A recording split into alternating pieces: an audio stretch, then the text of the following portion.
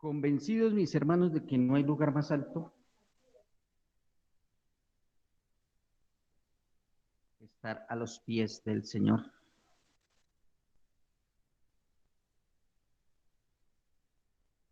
y dejarnos arrastrar por la oleada del amor de Dios.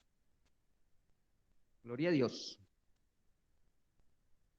Mis hermanos, mis hermanas, hoy nuestro texto como base para la reflexión se encuentra en el libro de Efesios, capítulo 4.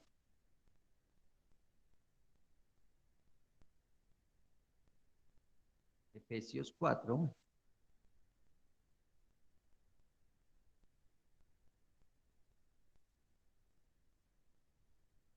17 y 18.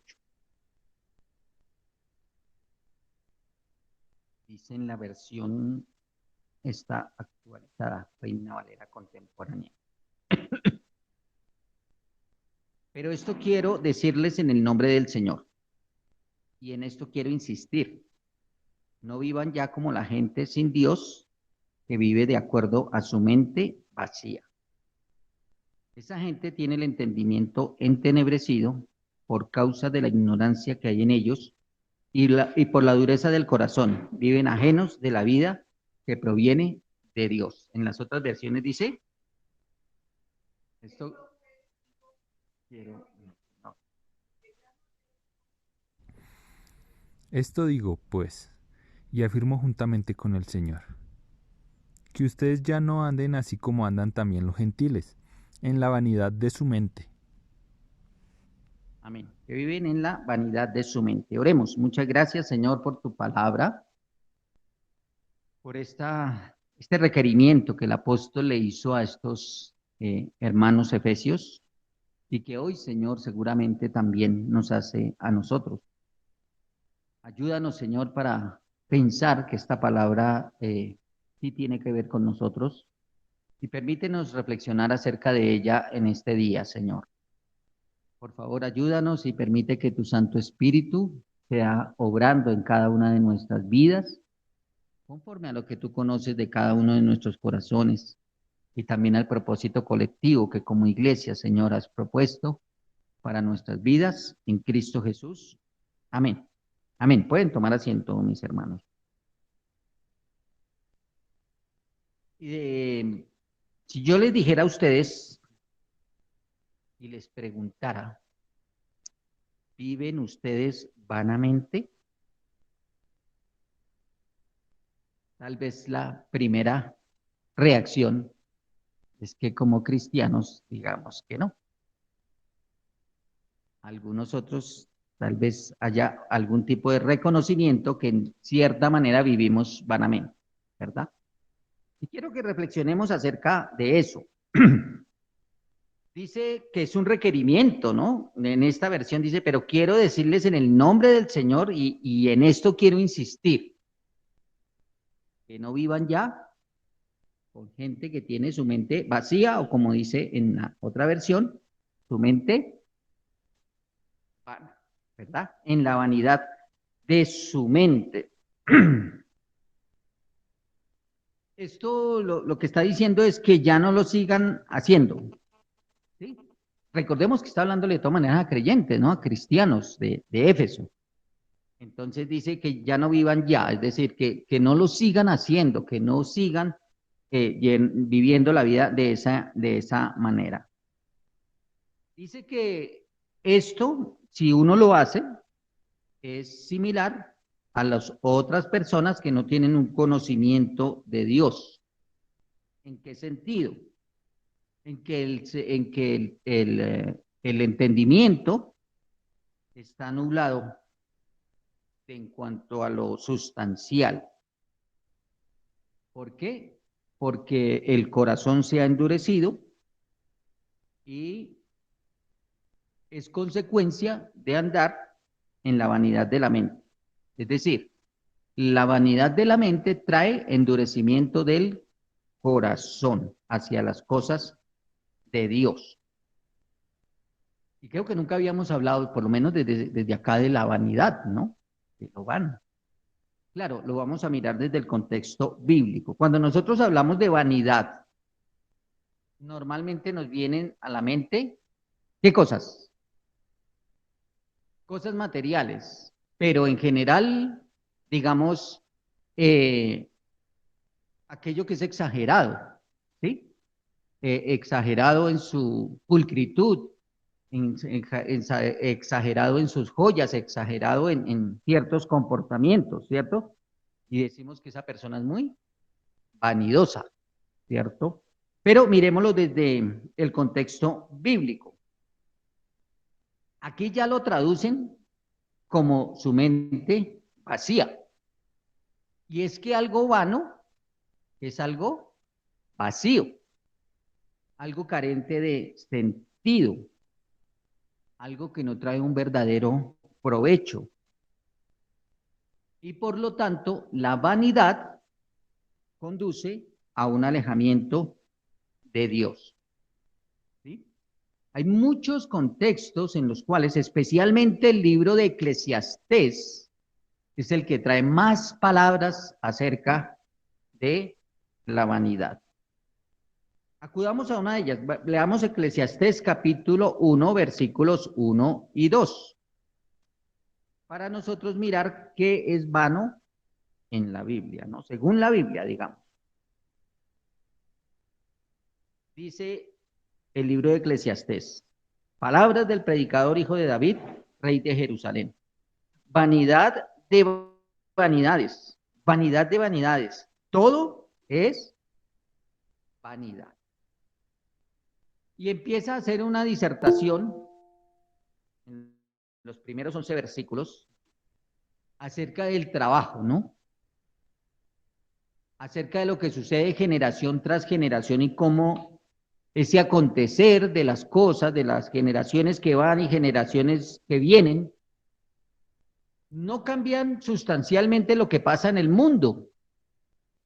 Dice que el sol sale y se pone una y otra vez. ¿Cuántos años? ¿5.000 años? ¿Cuánta edad tiene la Tierra? Que una generación perece y que otra le continúa. Que los vientos vuelven a su ciclo. Que los ríos continúan yendo al mar. Y que todo es como una cosa cíclica que no tiene como mucho sentido en cuanto a lo que el hombre se afana. Versículo 9 de Eclesiastés dice, ¿qué es lo que antes fue? Lo mismo que habrá de ser. ¿Qué es lo que ha sido hecho? Pues lo mismo que habrá de hacerse. No hay nada nuevo debajo del sol. No hay nada de lo que se pueda decirse, miren, aquí hay algo nuevo, porque eso ya existía mucho antes que nosotros. Nadie recuerda lo que antes fue, ni nadie que nazca después recordará lo que está por suceder. Recordemos que le atribuye a Salomón, ¿no? El libro de Eclesiastés. Y en general él, dicen, fue escrito esto al final de su vida. Y hace como un balance de todo eso que él experimentó en su vida. Recordemos que la Biblia nos dice que tuvo fama, que tuvo riquezas, ¿sí? Que tuvo buen nombre y que no le faltó prácticamente nada en la vida en cuanto a lo material. Pero él reflexiona y más o menos esta es su conclusión. Todo lo que este mundo tiene para ofrecer de manera pasajera es eso, algo pasajero. Salomón tuvo todo, fama, riquezas, gloria, pero nada de eso, según el libro de Eclesiastés, satisfizo su ser interior de manera plena, ¿verdad? Dice el versículo 3 de aquí de Eclesiastés 1, ¿qué provecho saca el hombre de todos sus trabajos y de todos sus afanes debajo del sol? El sentido de provecho es algo que realmente produce un resultado satisfactorio, que aprovecha, ¿no? Que tiene utilidad. ¿Qué provecho saca el hombre de todo ese afán que tiene? Es decir, contrario a la vanidad. ¿Qué trae un provecho verdadero a la vida?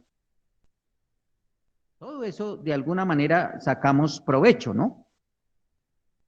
Si no, no trabajaríamos, si no estaríamos en otras cosas, pero él está hablando de algo más profundo, de algo trascendental.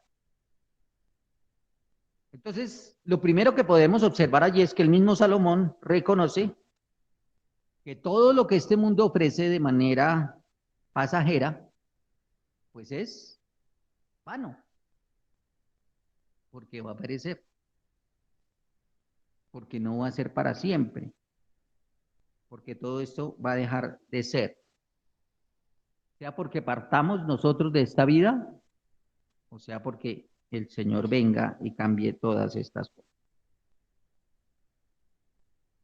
Entonces, todas estas cosas con las que a veces tanto nos afanamos en la vida, en el sentido de dedicarle la mayor cantidad de tiempo, la mayor cantidad de recursos, la mayor cantidad de esfuerzo, no tiene un provecho sustancial, podríamos decirlo, para nuestra vida, porque simplemente será vano, será pasajero. Y por eso es que el apóstol le escribe a estos efesios: ya no anden como los demás gentiles, ya no sigan ese camino, que andan en la vanidad de su mente. Y a veces imaginamos que la vanidad de la mente es otras cosas muy diferentes a las que estamos proponiendo, ¿no? Y no, tiene que ver con todas estas cosas. La segunda cosa que podemos apreciar que nos muestra la Biblia en cuanto a la vanidad o a lo vano está en Isaías 1, versículos 13 y 14. Isaías 1, 13, 14.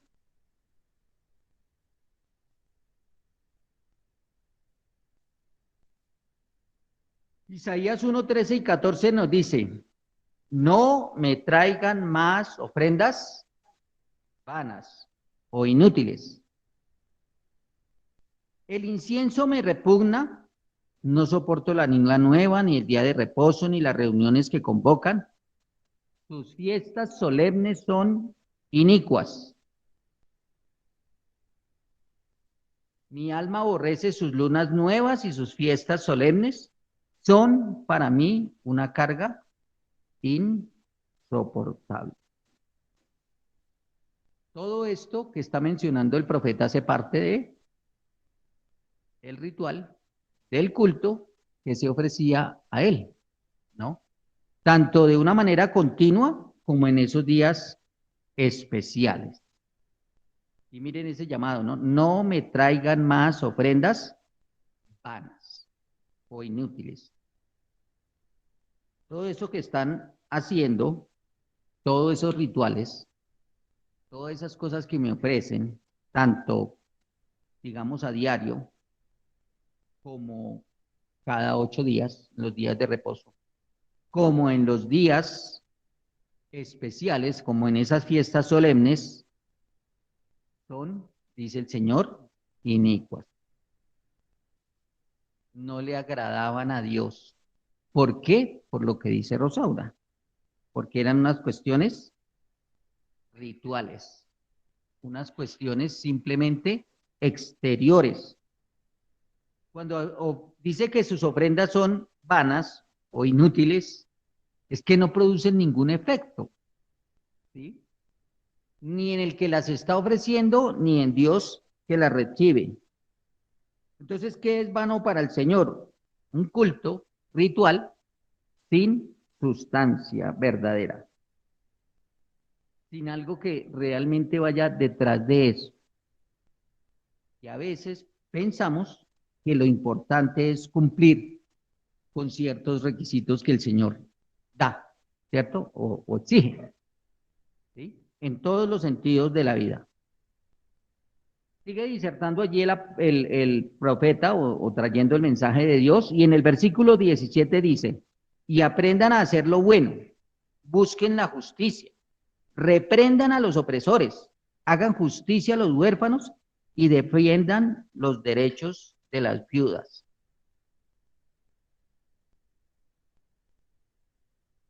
pareciera que fuera un postulado de la izquierda, porque todo lo que se asemeje a justicia social y a derechos y cosas por el estilo, se lo achacan a los de izquierda, al comunismo, que quiere que todos vivan igual de mal, según algunos. Pero Dios es un Dios de justicia social. Es un Dios que quiere el bien para todos. Es un Dios que se preocupa por los pobres. Es un Dios que no le gusta la injusticia en ninguna de sus manifestaciones y que como creyentes nosotros debemos procurar esa justicia en todas sus manifestaciones, que en este caso están representadas, ¿sí?, en hacer lo bueno, en hacer la justicia, en no estar de acuerdo con los opresores, sean de cualquier lado, según la política, de cualquier color, sino que hacen cosas de eso. Y a veces pensamos que lo único importante es rendirle culto a Dios. Pues, en un recinto como este, o en unas fiestas, o en unas celebraciones que se hagan en determinados momentos. Esos son ofrendas vanas. Esos son ofrendas vanas. Son ofrendas que el Señor no recibe con beneplácito, porque no van acompañadas de la sustancia que, como el Señor lo dijo, la justicia, la misericordia, el amor y la verdad. Entonces, mis hermanos, se puede presentar un culto vano, culto que, digámoslo así, nos llena las expectativas de Dios. Y Dios quiere un culto verdadero, un culto que lo glorifique, un culto que vaya conforme a su propósito, conforme a su justicia, conforme a su misericordia. En Romanos capítulo 1, versículo 21, encontramos otro aspecto más de andar de una manera vana, ¿no? Romanos 1, 21. ¿Quieres, por favor?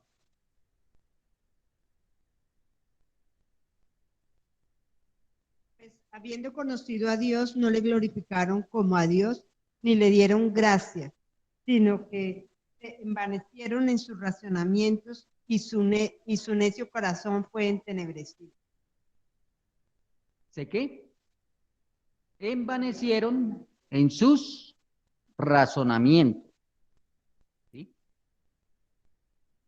O sea, sus razonamientos se volvieron vanos, que dijimos que son sin provecho, faltos de realidad o solidez.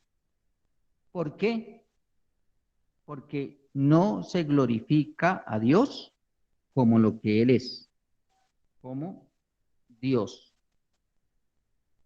No glorificar a Dios como Él se lo merece produce que nuestra mente se envanezca cada día más, se vuelva más vana, ¿sí?, que carezca de sentido. Es producto de envanecer nuestro razonamiento. ¿Recordamos el salmo de hoy que leímos? Lo volvemos a mirar rápidamente. Salmo 25, donde aparte de pedir perdón, el salmista le pide a Dios que lo guíe, que lo lleve a su verdad, que le muestre el camino y por lo tanto que le enseñe cuál es el verdadero camino. Versículo 4, Señor, dame a conocer tus caminos, enséñame a seguir tus sendas.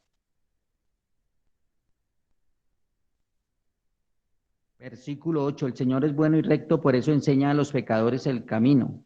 Versículo 9, el Señor muestra su camino a los humildes y los encamina ¿en qué? En la justicia.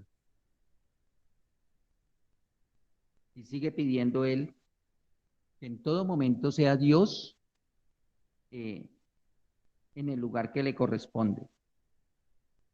Y cómo debe él seguir el camino de Dios. No glorificar a Dios como a Dios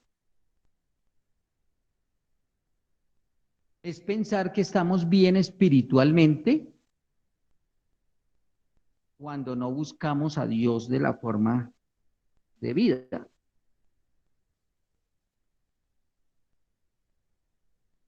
A veces pensamos que estamos bien espiritualmente,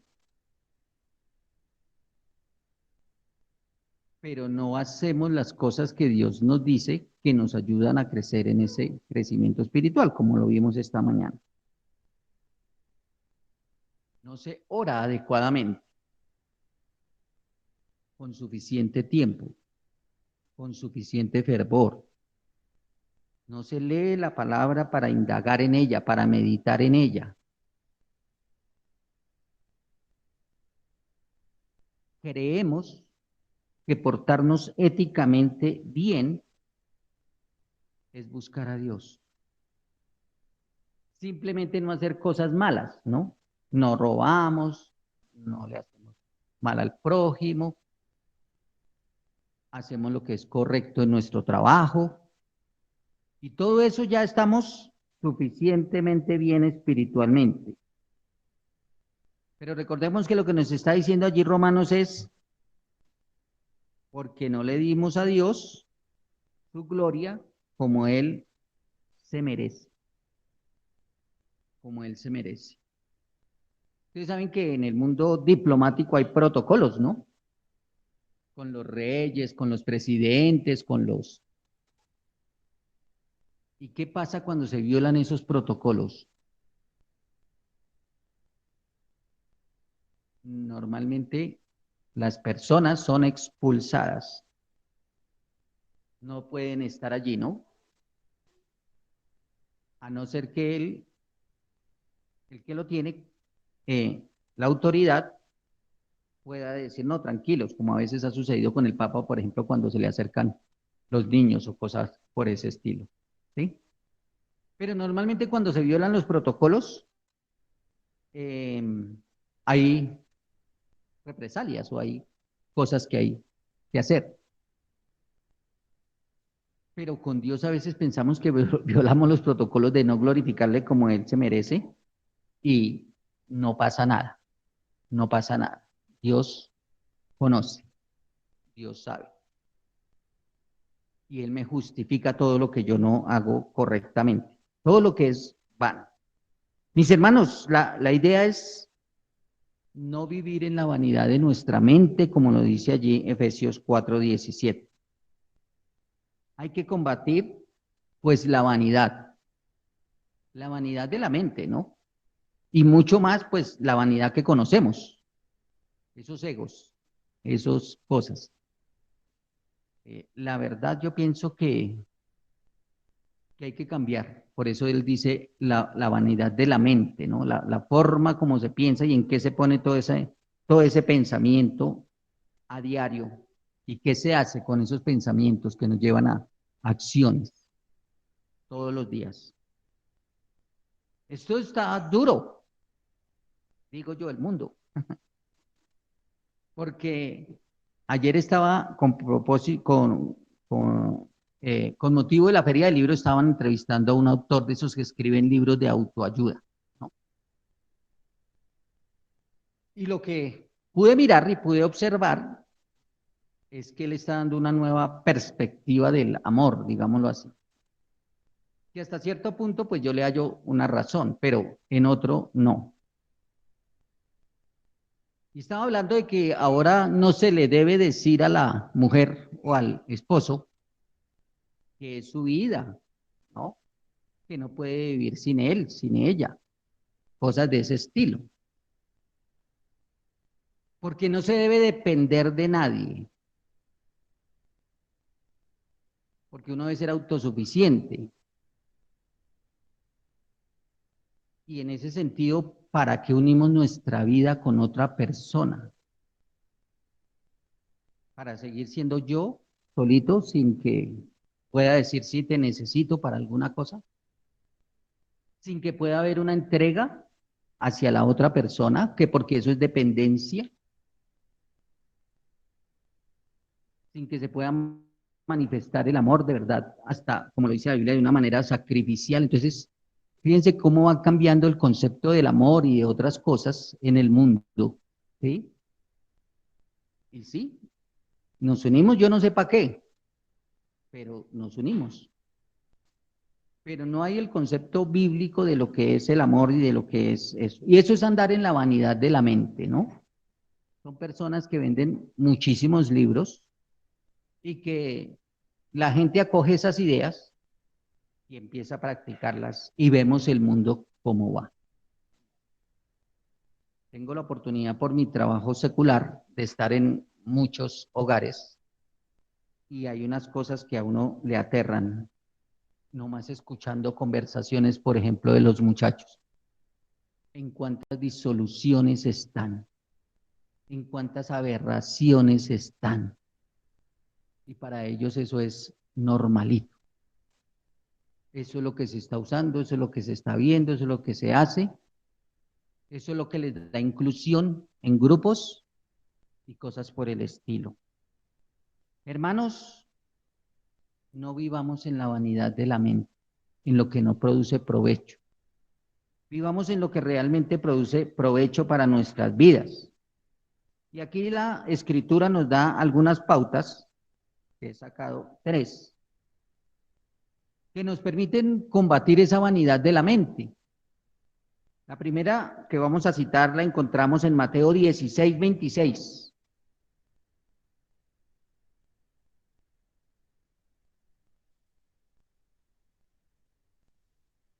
16:26.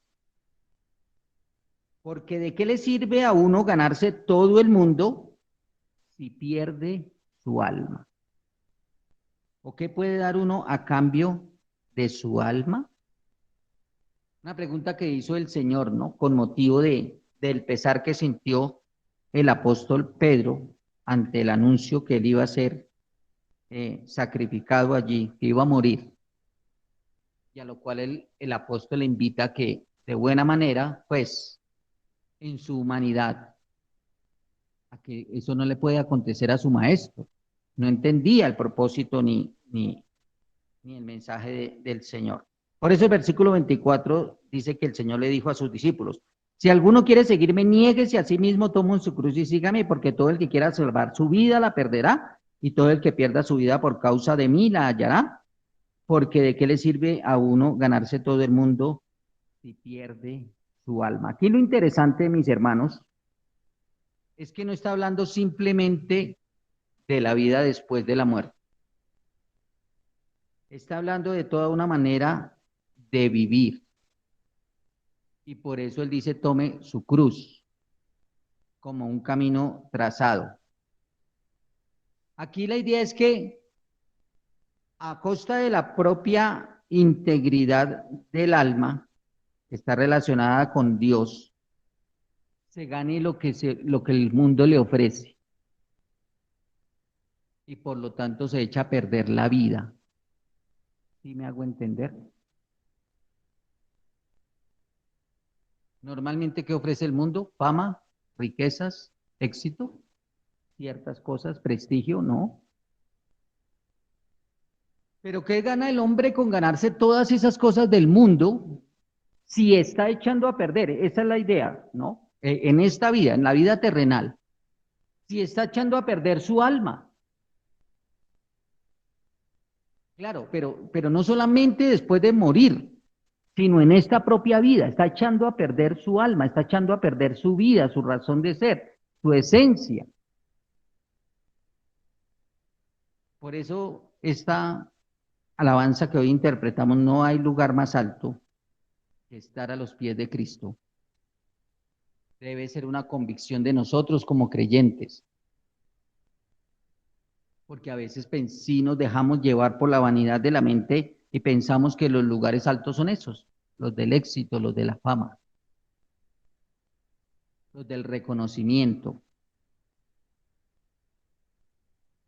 ¿Qué recompensa? O sea, ¿qué precio tan alto vale la pena pagar por echar a perder el alma? Ninguno. Pero si se continúa con la vanidad de la mente, si se vive como los otros en esa vanidad de la mente, pues finalmente vamos a echar a perder la vida, digámoslo así, el alma, el ser interior. Entonces es una cosa de las que debemos nosotros, para combatir la vanidad de la mente, pensar continuamente, ¿vale la pena esto? Para el propósito general de mi vida cristiana, ¿vale la pena? ¿Me ayuda, como veíamos esta mañana, a crecer en Dios? ¿O más bien estas cosas me hacen retroceder? ¿O me estorban para el crecimiento espiritual? De todo lo que nosotros hacemos a diario, de todo lo que nos afanamos debajo del sol, como dice en Eclesiastés, de las riquezas que ofrece el mundo. Hay que ser conscientes que eso tiene un precio y normalmente es la propia vida, la misma forma de ser. El segundo aspecto que nos podemos mirar en la palabra lo encontramos en primera carta a Timoteo, capítulo 4, versículo 7, segunda parte. 4, 7, primera carta del apóstol a Timoteo, capítulo 4, versículo 7 y versículo 8 dice: ejercítate para la piedad, porque el ejercicio corporal es poco provechoso, pero la piedad es provechosa para todo, pues cuenta con promesa para esta vida presente y para la venidera. Parece que el apóstol Pablo le recomienda a Timoteo, que parece ser, según algunos comentaristas, le gustaba el ejercicio, la actividad física, ¿no? Y no porque esté mal. Pero lo que él hace es una comparación. Y sabemos que los médicos recomiendan el ejercicio físico, ¿no? Casi para todas las enfermedades. Moderadamente, pero hay que hacer ejercicio porque eso trae bienestar a la salud física. Pero lo que él está diciendo es, mire, usted ejercita su cuerpo sabiendo que eso le trae beneficio a su salud. Sí, señor, claro, ¿no? Eso es así. Pero, ¿por qué no se ejercita también en la piedad? Interesantísimo eso, ¿no? Que el apóstol diga, ejercítate en la piedad. No deje que eso sea como una cosa más en su vida, sino que así como el ejercicio físico es un propósito, ¿sí? Tiene unas pautas, tiene unos parámetros, se hace para que sea verdaderamente ejercicio. Inclusive los médicos dicen, salga a caminar. Ah, no, pero es que yo camino todos los días porque me toca 20 cuadras del trabajo a la casa. ¿Y le dicen qué le dicen? No, eso no cuenta. ¿Cómo que no cuenta?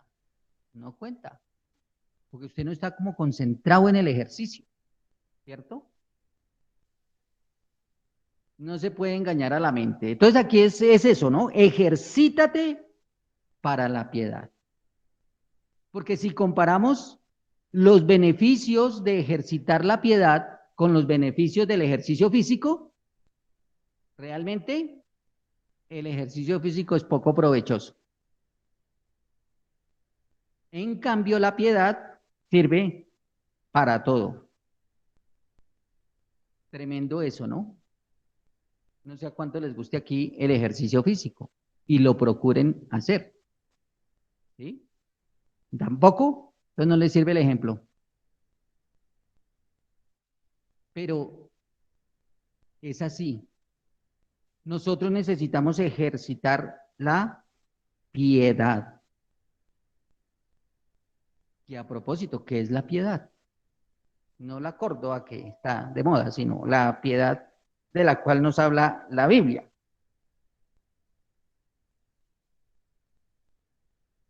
¿Qué será la piedad? Hemos escuchado la palabra, ¿cierto? Bíblicamente, en el lenguaje religioso, digamos.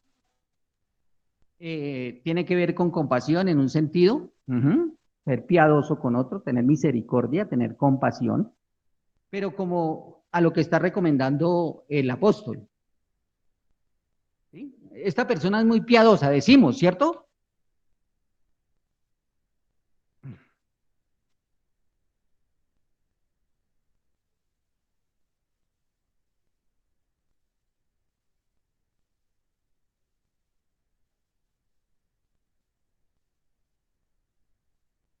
Sí, eso es algo piadoso también, ¿sí?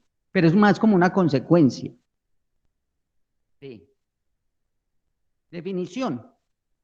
Sentimiento del reconocimiento que hay que tener en el cumplimiento de los deberes con Dios y con los demás. Por eso se le dice que una persona es piadosa cuando siente compasión por el otro. Pero en el sentido de ser piadoso, es ese sentimiento que nace, ¿sí? Que yo tengo que cumplir con unos deberes. Y esos deberes son hacia Dios y hacia los demás. Y eso se hace mediante el ejercicio espiritual. Así como el ejercicio físico ayuda a la salud física, a la salud corporal, el ejercicio de la piedad ayuda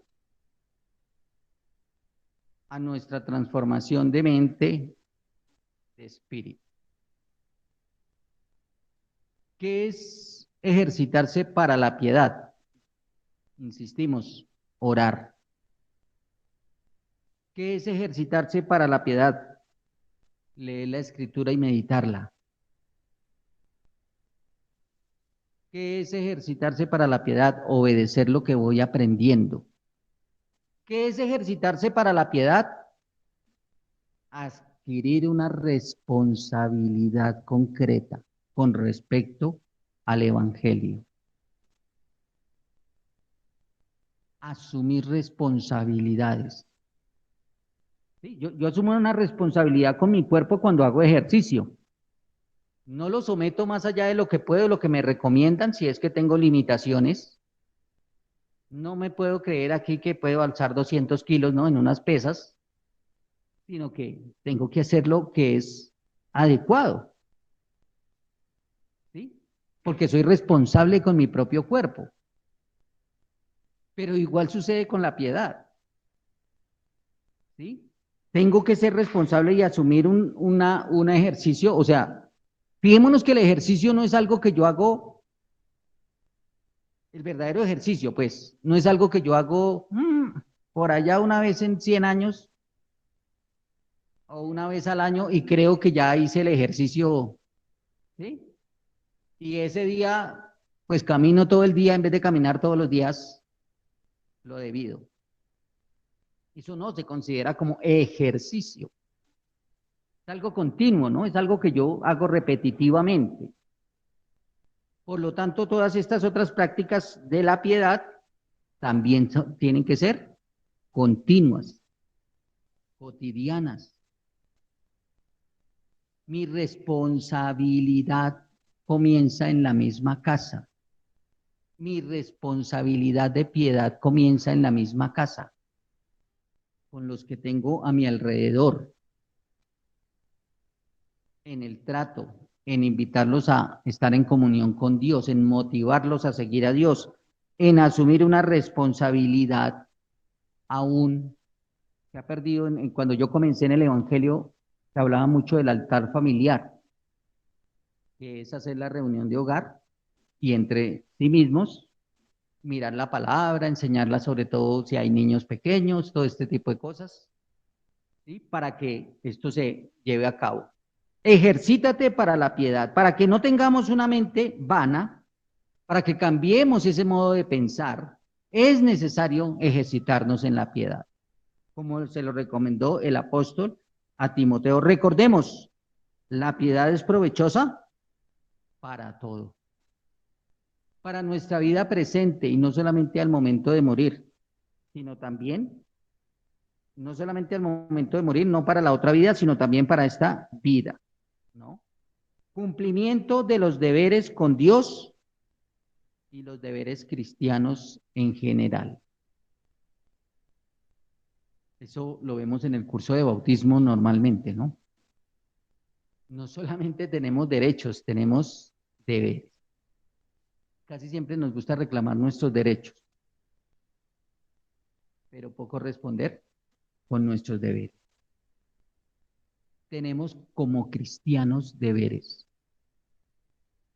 y debemos cumplirlos, porque por eso son deberes, lo que nosotros tenemos que hacer. Y otro punto que podemos tomar en cuenta, lo encontramos en Santiago 4, del 13 al 17. Todo esto para combatir, ¿qué dijimos? La vanidad de la mente. Santiago 4, del 13 al 17. El apóstol Santiago se caracterizó por ser directo. Ahora escuchen con cuidado. Ustedes los que dicen hoy o mañana iremos a tal o cual ciudad y estaremos allá un año y haremos negocios y ganaremos dinero, y ni siquiera saben cómo será el día de mañana. ¿Y qué es la vida de ustedes? Es como la neblina, que en un momento aparece y luego se evapora. Lo que deben decir es, si el Señor quiere, viviremos y haremos esto o aquello. Pero ustedes se jactan con arrogancia y toda jactancia de este tipo es mala. El que sabe hacer lo bueno y no lo hace, comete pecado, ¿no? ¿Qué es vanidad de la mente? Hacer planes sin contar con Dios. Hacer planes sin contar con Dios. Y a veces nos parece religioso de algunas personas y a veces nos parece cansón cuando la persona por todo dice, si Dios quiere, ¿no? Si Dios quiere. Si Dios quiere, hacemos esto, si Dios quiere, hacemos lo otro. Sí. ¿Qué se utiliza más? Ojalá, ¿cierto? Ojalá vaya, ojalá venga, ojalá pase esto, ojalá me den el puesto.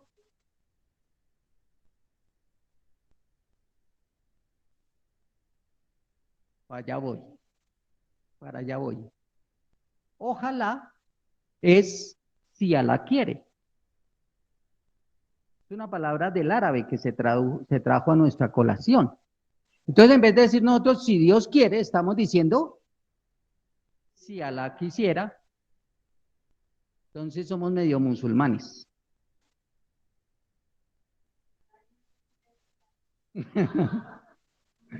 Ojalá salga de nuestro vocabulario el ojalá.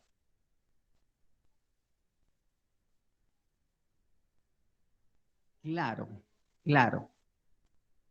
Sí. Pero el ojalá tiene que más que ver con, en nuestro contexto, pues en lo que tenemos allí en la cabeza es como si sea de suerte, ¿no? Como si te acontezca algo que sea de esa manera. Pero sí, en vez de utilizar el ojalá, ojalá usemos el si Dios quiere, tal y como lo dice Santiago, ¿no?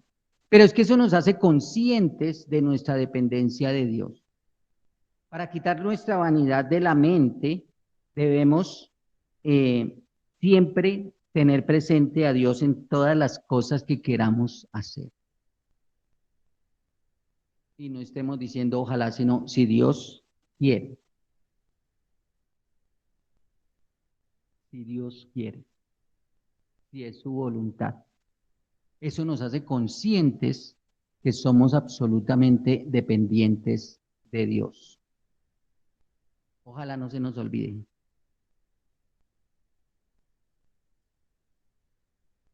Que no se nos olvide. Que Dios quiera que tengamos siempre conciencia de esa dependencia de Dios en todo, que ejercitemos nuestra piedad y que recordemos que normalmente las cosas que ofrece este mundo, el precio por el que pagamos por eso es nuestra misma alma, que se echa a perder por conseguir las cosas vanas, por las cosas pasajeras. Con todo esto en mente, hice una pregunta al principio, ¿no? ¿Vivimos con una mente vana a veces? ¿Vivimos a veces vanamente? Porque la idea es que combatamos esa vanidad y pongamos nuestra mente y nuestros esfuerzos, como dice la Escritura, en lo que realmente nos aproveche. Dios quiere eso, no lo dudemos. Dios quiere eso. Así que les invito a que estén en pie, mis hermanos, mis hermanas, a que pensemos en esto. Yo no le podría decir a cada uno, esto es vano para, o sea, como un absoluto, sino que lo que usted haga con esas cosas mismas que Dios le provee, de las cuales todos nosotros a diario vivimos, utilizamos y demás. Para algunos pueden ser muy vanas, convertirse en cosas muy vanas, y para otros pueden ser instrumentos grandes que ayuden al conocimiento y al crecimiento espiritual, y por lo tanto una vida verdaderamente piadosa, una vida en la cual cumplimos los deberes para con Dios y nuestros deberes cristianos. Así que reflexione, mi hermano, mi hermana, en su tiempo, no piense, ¿sí ve? Usted no sé qué, no. Es aquí personal, es cada uno nuestra reflexión con Dios. Él conoce nuestro corazón, conoce lo que somos. Cada uno hagamos esa reflexión y pidámosle perdón a Dios por las cosas vanas, por la mente vana que a veces se nos manifiesta en tantas cosas. Dios está aquí para perdonar. Dios está aquí para sanar. Dios está aquí para ayudarnos a cambiar y dejar la vanidad de la mente, dejar de vivir como viven tantos otros, aprobando cosas que a la luz de la palabra y a la luz de el sentir y la moral que nos transmite la Biblia no son correctas.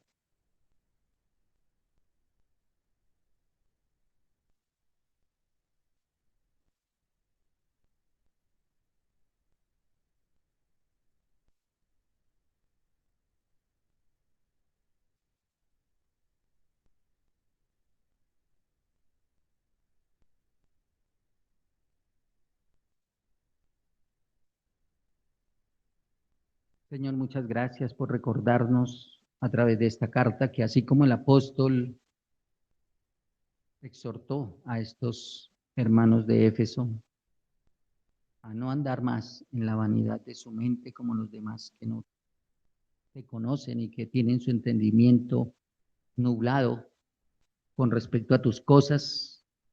Hoy nosotros, Señor, podamos reconocer de una manera particular qué cosas vanas, Señor, están en nuestra mente, qué cosas vanas hacemos, qué cosas vanas nos alejan de lo que realmente es provechoso para nuestra vida presente y para nuestro futuro, para cuando partamos de esta vida, Dios.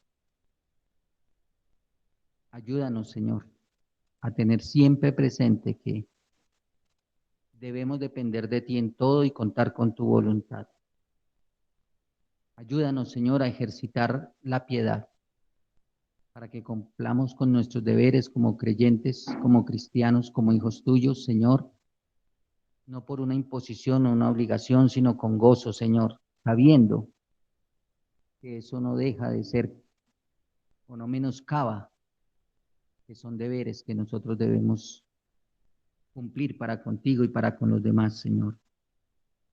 Ayúdanos, Señor, a no sobrevalorar las vanidades de este mundo, Señor, y a que todo lo que tú pones en nuestras manos, de lo que disfrutamos, aún de los bienes materiales, no deben ser un fin en sí mismo, sino un medio para glorificar tu nombre, Señor.